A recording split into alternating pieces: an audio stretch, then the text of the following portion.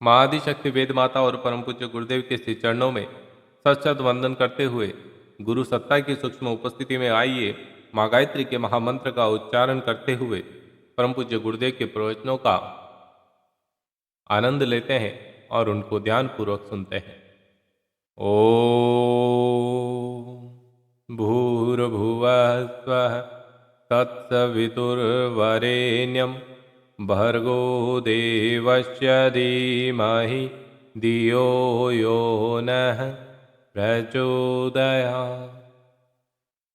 प्रिय साथियों, परम पूज्य गुरुदेव कहते हैं कि अच्छे व्यक्ति, धार्मिक व्यक्ति अच्छी सरकार बना सकने में समर्थ है, और अच्छी सरकार में यदि अच्छे व्यक्ति जा पहुंचे तो साधन स्वल्प होते हुए भी, सामग्री स्वल्प होते हुए भी समाज का हित साधन कर सकते हैं।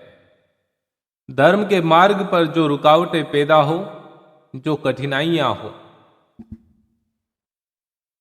उनको दूर करना राजसत्ता का काम है, और राजसत्ता में जो विकृतियां पैदा हो उनको नियंत्रित करना धर्म सत्ता का काम है।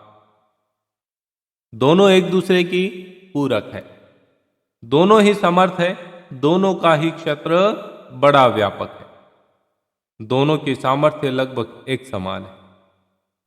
हमारे देश में धर्म सत्ता राजनीति सत्ता से कहीं आगे थी।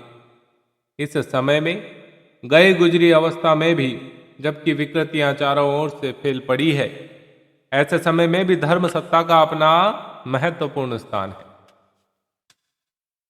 गुरुदेव आगे कहते हैं कि हम देखते हैं कि इतनी जनशक्ति, धन शक्ति, भावना शक्ति, विवेक शक्ति इस धर्म क्षेत्र में लगी हुई है।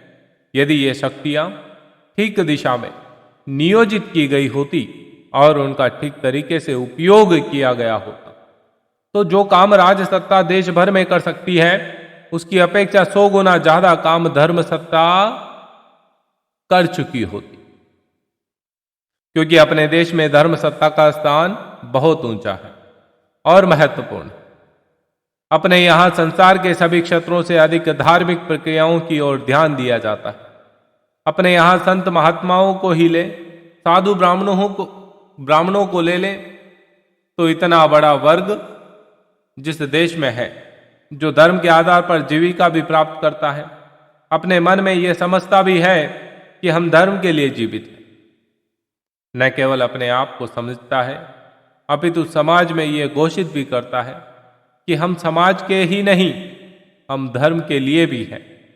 अगर इन लोगों की गतिविधियां सही रही होती और यदि इन लोगों के विचार करने की शैली सही रही होती तो इनके द्वारा इतना बड़ा विशाल कार्य देश में ही नहीं समस्त विश्व में कर सकना संभव हो गया होता।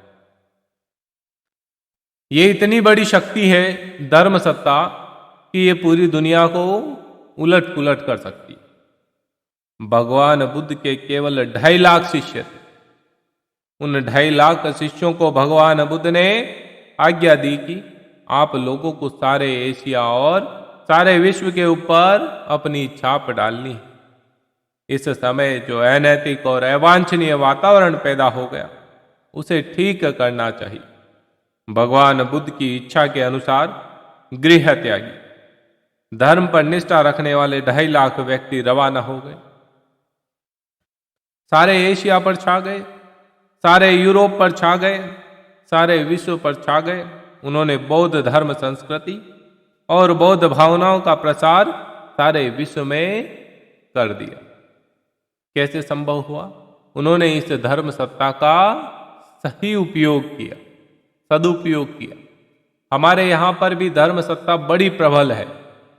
इसका यदि सही उपयोग, सदुपयोग किया गया तो हम भी बहुत उत्कृष्टता की ओर पहुंच चुके होते, लेकिन हमने इस शक्ति का सदुपयोग नहीं किया।